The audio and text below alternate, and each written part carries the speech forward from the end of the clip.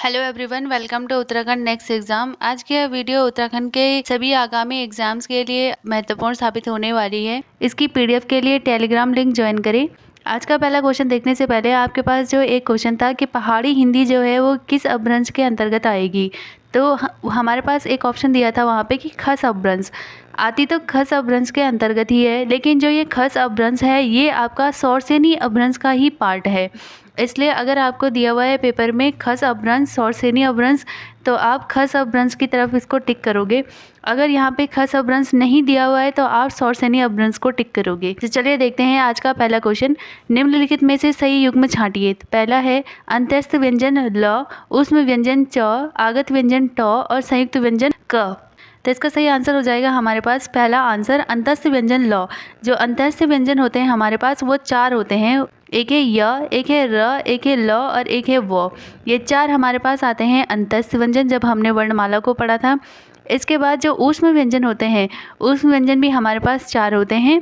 ये हमारे पास आती है श, श, श और ह। ये 4 हमारे पास होते हैं ऊष्म व्यंजन। फिर होते हैं कुछ आगत व्यंजन। तो आगत व्यंजन जो होते हैं वो दूसरी भाषाओं से आए हुए होते हैं। जैसे फारसी के जो शब्द होते हैं फ, जिसके नीचे के एक नुक्ता का चिन्ह लगा हुआ होता है, इसके हम नुक्ता कहते हैं।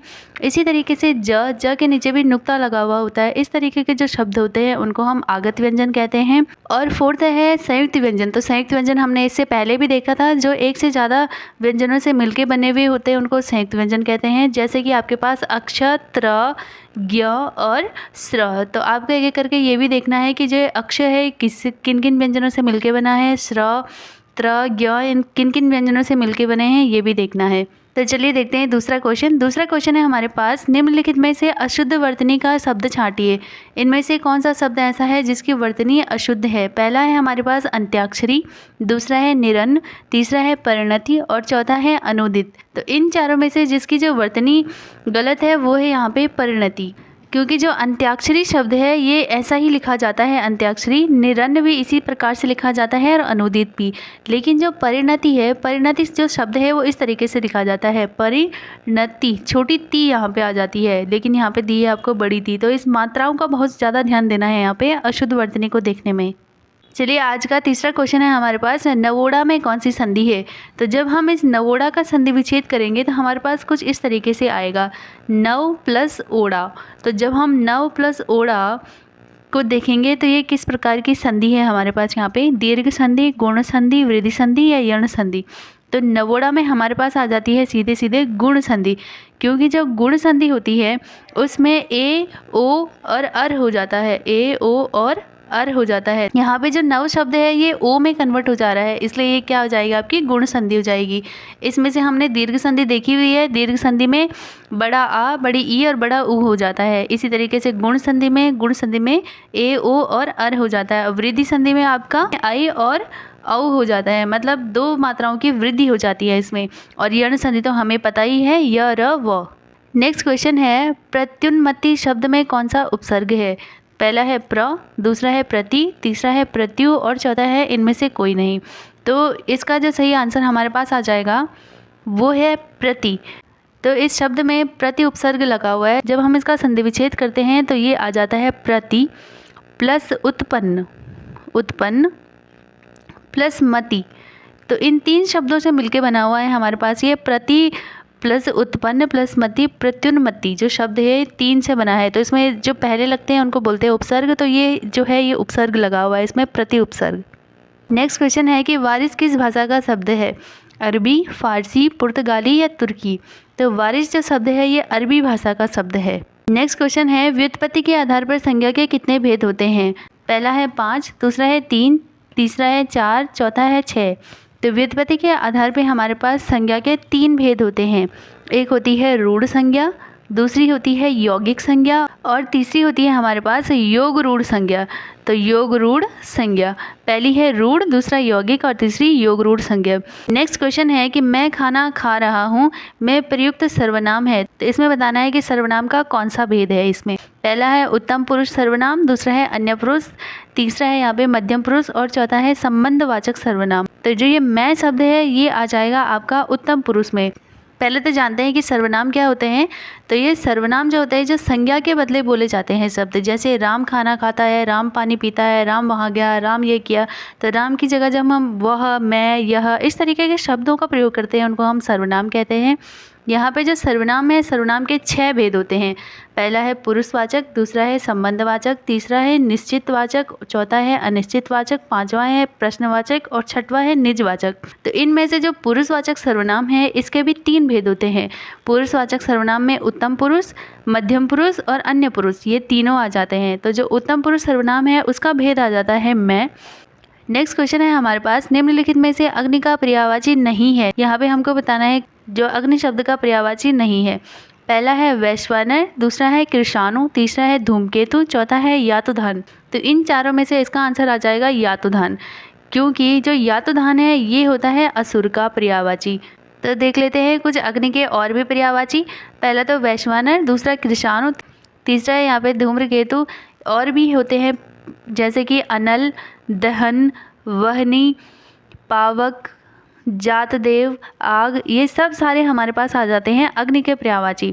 इसी तरीके से अगर हम यातुधान जो कि असुर का पर्यायवाची है, असुर के भी देख लेते हैं। एक होता है दानव, दैत्य, राक्षस, तमीचर, निशाचर, निशीचर, सुरारी, रजनीचर, ये सारे आ जाते हैं असुर के पर्यायवाची।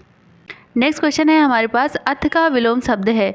तो यहाँ पे हमको अथ का विलोम बताना है। पहला है अनथ, दूसरा है अर्थ, तीसरा है इति और चौथा है अध। तो जो अथ शब्द है इसका विलोम हमारे पास हो जाएगा इति। नेक्स्ट क्वेश्चन है, जिसके पास कुछ न हो के लिए एक शब्द है। पहला है अगणनीय, दूसरा है अकरणीय, तीसरा है अकिंचन और चौथा है अगम्य। तो अगर जिसके पास कुछ भी ना हो उसके लिए एक शब्द है अकिंचन। अकिंचन उसे कहते हैं जिसके पास कुछ भी ना हो। अगणनीय हो जाएगा जिसकी हम गणना नहीं कर सकते, उसको कहते हैं अगणनीय। दूसरा है अकरणीय, मतलब जो कार्य करने योग्य नहीं है या जो चीज़ करने योग्य नहीं है उसको कहेंगे अकरणीय। और चौथा है अगम्य। अगम्य मतलब जिसके पास पहुंचा ना जा सके, मतलब जहां हम पहुंच नहीं सकते उसको कहते हैं अगम्य। नेक्स्ट क्वेश्चन है यहाँ पे कि टिप्पण के बारे में कौन सा कथन सही नहीं है। तो पहला है कि जो टिप्पण है लेखक, लिपिक, सहायक, कार्यालय, अधीक्षक के नाम के बाईं ओर हो। दूसरा है कि ये संक्षिप्त हो टिप्पण। तीसरा है कि मूल पत्र पे ही लिखा गया हो। तो यहाँ पे आ जाएगा मूल पत्र, आएगा यहाँ पे मूल पत्र पे ही लिखा गया हो। चौथा है कि विचाराधीन विषय के निस्तारण से संबंधित सभी बातों का संक्षिप्त उल्लेख हो। तो इनमें से जो टिप्पण है ये जो संक्षिप्त होता है ये इसको बाईं ओर ही लिखा जाता है। चौथा है कि ये विचाराधीन विषय के निस्तारण से संबंधित ही होता है। तो इसका सही आंसर जो है वो आ जाएगा हमारे पास मूल पत्र पर लिखा हुआ हो, ये आ जाएगा इसका सही आंसर। नेक्स्ट क्वेश्चन है, यदि सही दिशा में परिश्रम करोगे तो अवश्य सफल हो जाओगे, किस प्रकार का वाक्य है। पहला है सरल वाक्य, दूसरा संयुक्त वाक्य, तीसरा है मिश्र वाक्य और चौथा है अल्प वाक्य। तो हमने पहले ही देखे थे कि सरल वाक्य क्या होते हैं, जब एक ही उद्देश्य होता है तो उसे सरल वाक्य कहते हैं। संयुक्त वाक्य क्या होते हैं, जब एक से अधिक सरल वाक्य मिलते हैं तो उसे संयुक्त वाक्य कहते हैं। और मिश्रित वाक्य कौन से होते हैं, जब पहला वाक्य दूसरे वाक्य पर क्या हो, आश्रित हो, तो उसे हम क्या कहते हैं, मिश्रित वाक्य कहते हैं। तो इसमें दिख रहा है कि यदि सही दिशा में परिश्रम करोगे तो सफल हो जाओगे। तो पहला जो दूसरा वाक्य है तो अवश्य सफल हो जाओगे, ये पहले वाक्य पर क्या है, आश्रित है, तो ये आपका आ जाएगा मिश्रित वाक्य आ जाएगा। नेक्स्ट क्वेश्चन है, निम्न में से शुद्ध वाक्य छांटिए। वह मेरे शब्दों पर ध्यान नहीं देता है। दूसरा है कि वह कुर्ता डालकर गया। तीसरा है आसानी पूर्वक यह काम कर लिया। चौथा है केवल 2 उपाय हैं। तो पहला जो शब्द है वह मेरे शब्दों पर ध्यान नहीं देता। शब्द नहीं होता है, बात होता है। वह मेरी बातों पर ध्यान नहीं देता है, तो यहाँ पे ये गलत हो जाएगा। दूसरा है हमारे पास वह कुर्ता डालकर गया है। तो डालकर नहीं जाता है, वो कुर्ता पहन कर जाता है, तो यहाँ पे आ जाएगा कि पहन कर गया है। तीसरा हमारे पास है कि आसानी पूर्वक यह काम कर लिया। आसानी पूर्वक नहीं, आसानी से यह काम कर लिया। तो ये छोटी छोटी मिस्टेक्स होती हैं जो आपको देखनी होती हैं। और लास्ट हमारे पास केवल 2 उपाय हैं, तो ये बिल्कुल सही है, शुद्ध वाक्य है। नेक्स्ट है हमारे पास, निम्नलिखित में से कौन सी रचना सुमित्रा नंदन पंत की नहीं है बताना है कौन सी इनमें से नहीं है। तो पहला है युगवाणी, दूसरा है ग्राम्या, तीसरा है पतझड़ और चौथा है निहार। तो सुमित्रा नंदन पंत जी की ये तीनों ही रचनाएं हैं, युगवाणी, ग्राम्या और पतझड़। जो निहार है वो सुमित्रा नंदन पंत जी की नहीं है। निहार जो है ये हमारे पास आ जाएगा महादेवी वर्मा। महादेवी वर्मा जो है इनकी रचना है यहाँ पे निहार।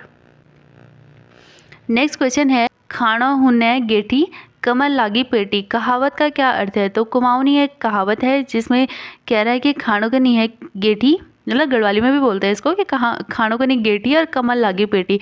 तो इस तरीके की जो कहावत होती है इसका अर्थ बताना है। पहला है कि अच्छा खाना पेट भर खाना, दूसरा है झूठी शान दिखाना, तीसरा है खाने के लिए कमर कसना, चौथा है खाने के लिए दर दर भटकना। तो जब कह रहा है कि खानों को नहीं गेठी, मतलब गेठी तो खाने के लिए है नहीं और कमर पे पेटी लगा रखी है, मतलब झूठी शान करके ये दिखा रहा है। तो इसका सीधे सीधे आंसर आ जाएगा झूठी शान दिखाना। नेक्स्ट क्वेश्चन हमारे पास आता है उत्तराखंड गौरव सम्मान निम्नलिखित में से किसे प्रदान किया गया है? पहला है अनिल चौहान, दूसरा है प्रीतम भटवाण, तीसरा है हेमंत पांडे और चौथा है ये सभी। तो जो उत्तराखंड गौरव सम्मान 2024-25 है ये प्रदान किया गया है इन सभी को। इन सभी के साथ साथ दो लोग और हैं जिनको ये प्रदान किया गया है। पहला है यहाँ पे मंगला जी और दूसरे हैं यहाँ पे महेश कुड़ियाल जी। तो इनको आप नोट कर लेना कि महेश कुड़ियाल। नेक्स्ट क्वेश्चन है महाभारत काल में नागों की राजधानी थी? गंगाद्वार, ज्योतिषपुर, कार्तिकेयपुर या ब्रह्मपुर। जो महाभारत काल में नागों की राजधानी थी वो थी गंगाद्वार, जिसे जो कि हरिद्वार का नाम है। हरिद्वार को ही हम क्या कहते हैं? गंगाद्वार कहते हैं। और कुछ राजधानियां भी देख लेते हैं, जैसे कि महाभारत काल में सुबाहु की राजधानी थी। जो सुबाहु था उस टाइम पे उसकी राजधानी कौन सी थी? तो उसकी राजधानी थी श्रीनगर। आज का जो श्रीनगर है वो सुबाहु की राजधानी हुआ करता था। इसी तरीके से जो यहाँ पे दिया है ना हमको कार्तिकेयपुर, ये किसका पुराना नाम है? तो ये जोशीमठ का पुराना नाम है। और ये किसकी राजधानी हुआ करता था? ये होता था कत्यूर राजवंश, जिसे कि हम कार्तिकेय राजवंश भी कहते हैं, उनकी राजधानी हुआ करता था। नेक्स्ट क्वेश्चन है कत्यूर काल में राज्य की उन्नति हेतु जिम्मेदार अधिकारी था? पहला है क्षेत्रपाल, दूसरा है प्रभावदार, तीसरा है उपचारिक, चौथा है खंडपति। तो जो कत्यूर काल है या कत्यूरी वंश है उस टाइम पे जो उन्नति के लिए जिम्मेदार अधिकारी था वो होता था यहाँ पे क्षेत्रपाल। देख लेते हैं और ऑप्शंस को भी, जैसे यहाँ पे है प्रभावदार। जो प्रभावदार था ये कार्यभूमि की पैमाइश करता था, मतलब कार्य जो भूमि है हमारे पास, भूमि की पैमाइश करने वाला, नाप जोप रखने वाला अधिकारी जो होता है उसे प्रभावदार कहते थे कत्यूरी काल में। और जो यहाँ पे उपचारिक है, ये उपचारिक जो है भू अभिलेखों को रखता था, जैसे कि अभी पटवारी होते हैं ना, इसी तरीके से उस टाइम पे भू अभिलेखों को रखने वाला उपचारिक हुआ करता था कत्यूर काल में। अगला है खंडपति। ये जो खंडपति है ये खनिज याद रखना आपको, सीधे खंडपति और खनिज और वन संबंधी जो भी उद्योग होते हैं ना उनकी रक्षा करने वाला होता था खंडपति। नेक्स्ट क्वेश्चन है उत्तराखंड में पर्वतीय शीतोष्ण वनों का विस्तार पाया जाता है? 1800 मीटर से कम, दूसरा है 2800 से लेकर 34 मीटर के मध्य और तीसरा है हमारे पास 1800 से लेकर 2700 मीटर के मध्य, चौथा है उपयुक्त में से कोई नहीं। तो इनमें से जो पर्वतीय शीतोष्ण वनों का विस्तार है वो पाया जाता है हमारे पास ऑप्शन नंबर सी 1800 से लेकर 2700 मीटर के मध्य।